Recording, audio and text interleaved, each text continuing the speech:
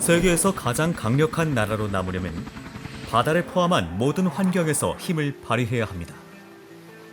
힘을 발휘해야 합니다. 미국 해군의 주력은 항공모함입니다. 그러나 21세기가 바뀌면서 그들은 도덕적 원칙에 따라 쓸모없게 되었고, 그것을 미래 세대의 항공모함으로 대체하는 것은 다음 단계로는 분명합니다. 그것이 1996년에 더 잘 알려진 제너럴 R 포드로 3세대 항공모함 CVN-21 또는 21세기 항공모함을 만드는 프로젝트를 시작하기로 결정한 이유입니다. 그 이름을 딴 미 해군 사령부는 그들이 그 대가로 무엇을 얻으려고 하는지 재빨리 알아냈습니다. 배기량이 10만 톤에 달하고 눈에 잘 안 띄는, 현존하는 모든 니미츠급 항공기와 유망한 시제품에 정비할 수 있는 긴 갑판을 갖춘 새로운 배입니다. 두 번째 중요한 요구사항은 유지관리 비용을 최소 20% 절감하는 것이었습니다. 디자이너들은 컴퓨터 책상에 앉아 신속하게 몇 가지 변형된 혁신적인 프로토타입의 초안을 작성했습니다. 그들은 3000년의 진정한 무기인 환상적으로 보였습니다. 스타워즈처럼 바다에서는 빼고요. 하지만 제독들이 이 공상과학 프로젝트들의 가격표를 보았을 때 그들은 항공모함 10척을 건조하는 것이 그들의 의뢰복에 금으로 장식된 견장을 남기지 않을 것이라는 것을 깨달았습니다. 그들은 스텔스 요구 조건을 철회하고 운영 비용 절감을 우선시했습니다. 디자이너들이 작업을 얼마나 잘 수행했는지 알아보겠습니다. 우선 그들은 선체의 낡은 니미츠로부터 지키기로 결정했고, 단지 스텔스 쪽으로 약간만 수정했습니다. 따라서 배의 치수는 전 모델과 거의 같습니다. 길이가 1105피트, 높이가 250피트, 폭이 가장 넓은 부분에서 255피트입니다.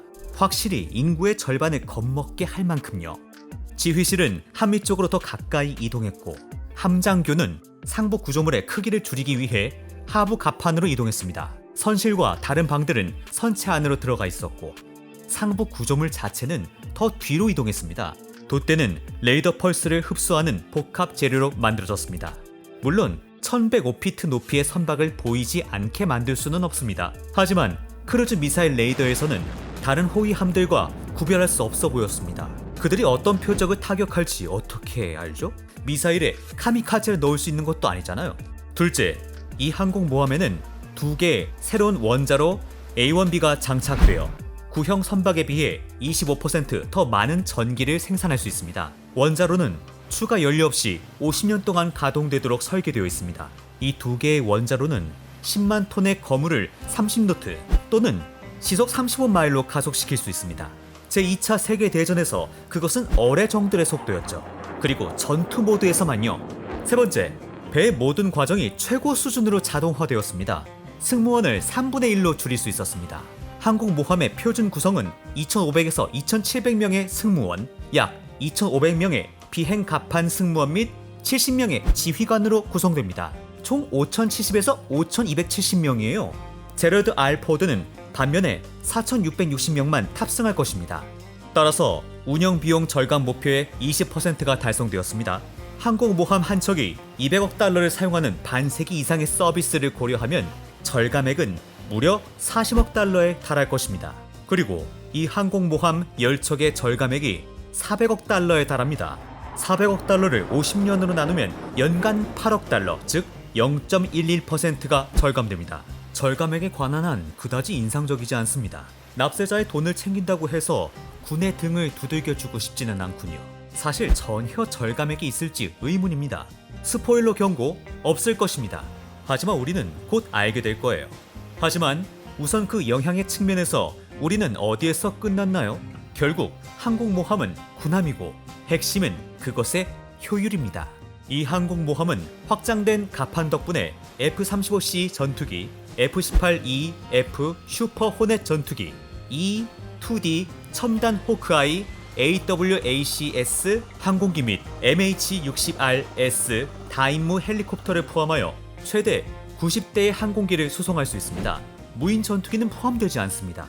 유럽 전역에 배치된 F-35 장치가 100대 미만임을 고려하면 제러드 R 포드는 한 대고 구대륙 전체를 정복할 수 있습니다. 따라서 러시아나 중국을 제외하고 그런 항공모함 한 척이라도 미국과의 외교 관계를 위한 결정적인 논거가 될 것입니다.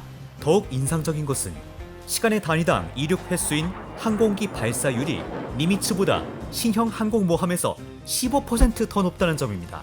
그동안 내내 제러드 R 포드는 항공기 발사 공간이 하나 줄었습니다. 3개밖에 없어요. 기존 증기 세총보다 훨씬 빠르게 재장전할 수 있는 전자기 세총보다 더 높은 발사율을 달성할 수 있습니다. 그 항공모함에는 또한 시선을 사로잡는 새로운 장비 시스템이 장착되었습니다. 그 결과 항공모함은 하루에 최대 160회 출격할 수 있습니다. 만약 정말로 아슬아슬하면 그 숫자는 220회까지 증가할 수 있습니다. 게다가 발사 및 착륙 시스템은 증기 작동 시스템보다 2배나 가벼워졌습니다. 세총이 항공모함 전체 양의 20%를 차지한다는 점을 고려하면 상당한 성과입니다. 이 모든 영광에는 단 한 가지 단점이 있습니다. 2017년 5월부터 2019년 1월까지 수행된 테스트에서는 740회의 발사 과정에서 전자파 세총의 고장이 20건 등록되었습니다. 이러한 실패가 항공기 손상이나 승무원들의 부상 등으로 이어지지는 않았지만 그들은 매일 예상되는 출격 횟수에 의문을 제기했습니다. 2번의 실패는 운영 중단과 비행의 단기 중단으로 이어졌습니다. 전문가들은 나중에 전자기 세총 4166대 대신 400대만 이륙할 수 있다는 사실을 알게 되었고, 이 경우 오작동이 발생할 수 있습니다. 시선을 사로잡는 첨단 장비 시스템은 1600번 예상과 달리 2열에 25번 착륙할 수 있을 뿐이었습니다. 자동화 시스템도 오작동하고 있었습니다. 2018년 12월 현재 창고 및 조립품을 비행 갑판으로 이동시키기 위해 설계된 11개의 새로운 전자기 승강타가 작동하지 않고 있습니다. 그중 2개는 수리되었고 나머지는 선박이 취역한 후에 최종 확정되었습니다. 주요 문제는 소프트웨어에서 비롯되었습니다. 결과적으로 이미 짐작하셨겠죠? 주된 목표 중 하나가 돈을 절약하는 것이었음을 감안할 때 우리는 정반대의 결과를 얻었습니다. 제러드 R 포드는 128억 달러로 선박 역사상 가장 비싼 선박이 되었습니다. 게다가 프로젝트 설계비로 47억 달러를 더 들였습니다. 객관적으로 후자는 10으로 나눌 수 있지만 이 설계의 기반으로 하여 미래의 항공모함 수를 고려합니다. 어느 쪽이든 가격은 130억 달러가 넘습니다. 그걸 배의 무게로 나누면 파운드당 58달러가 나와요. 이제 그것은 매우 비싼 상어입니다. 하지만 다시 무기로 돌아가죠. 이 함선은 주로 ESSM, 진화된 해참새 미사일로 대표되는 대공 방어용으로 설계된 자기방어 시스템을 갖추고 있습니다. 각각 32발의 미사일을 발사할 수 있는 8컨테이너 발사기가 2대 있습니다. 이 장비는 빠르고 기동 가능한 대함 미사일에 대응하기 위한 것입니다. 근거리에서 목표물과 교전하기 위한 대공 RAM 롤링 에어프레임 미사일 발사기도 있습니다. 물론 그것의 주요 보호원은 호위함입니다. 배의 대공 방어 시설은 듀얼 밴드 레이더 시스템으로 보완됩니다. 기술적인 특징에 대해 지루하게 하지 않을게요.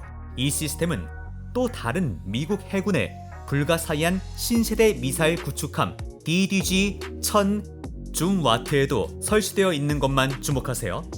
2005년 8월 11일 노스럽 그루만이 15톤 금속판을 절단하는 의식을 거행하면서 항공기 건설이 시작되었고 그 결과 선체의 일부가 되었습니다. 흥미롭게도 그 시점의 군부는 아직 그 이름을 정하지 않았습니다. 당시 38대 미국 대통령 제러드 R 포드 3세대 항공모함의 이름을 딴 포드는 아직 살아있었습니다. 2006년 12월 5일 존 워너 버지니아 상원 의원은 항공모함 USS를 제러드 포드라고 명명할 것을 제안했습니다. 21일 후 제러드 포드는 사망했지만 그들은 전 대통령을 서거 전 기쁘게 해드리는 데 성공했습니다. 그의 딸 수전 포드 베일은 건설 과정에 적극적으로 참여했습니다. 2009년 11월 14일 새로운 군함의 용골이 공식적으로 놓여졌을 때 힘어린 연설을 했습니다.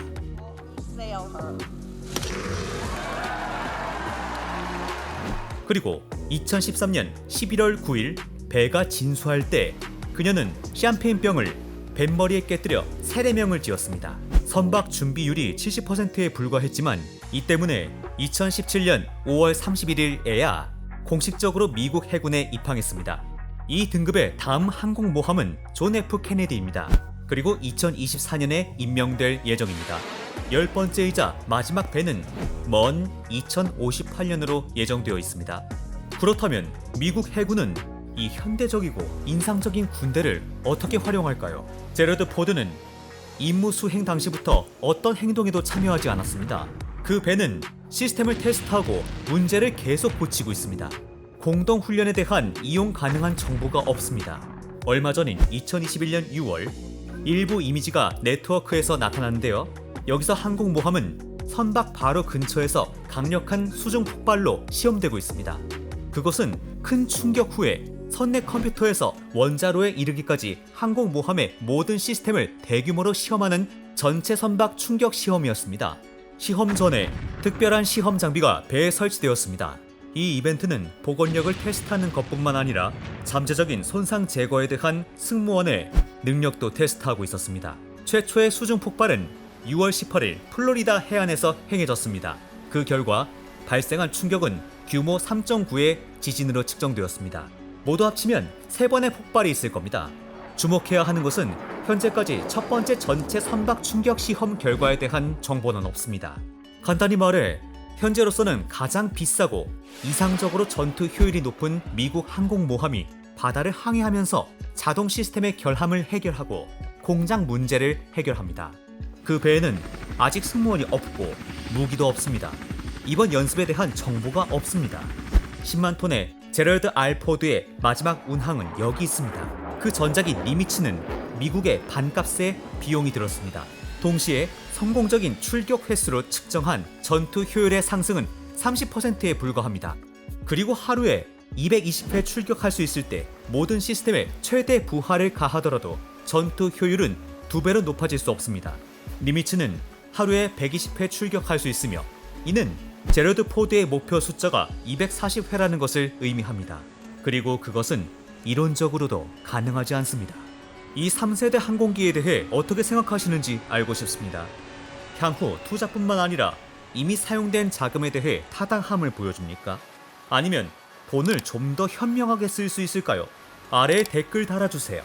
물론 저희 채널을 알림 구독하고 새롭고 흥미로운 영상을 놓치지 마십시오.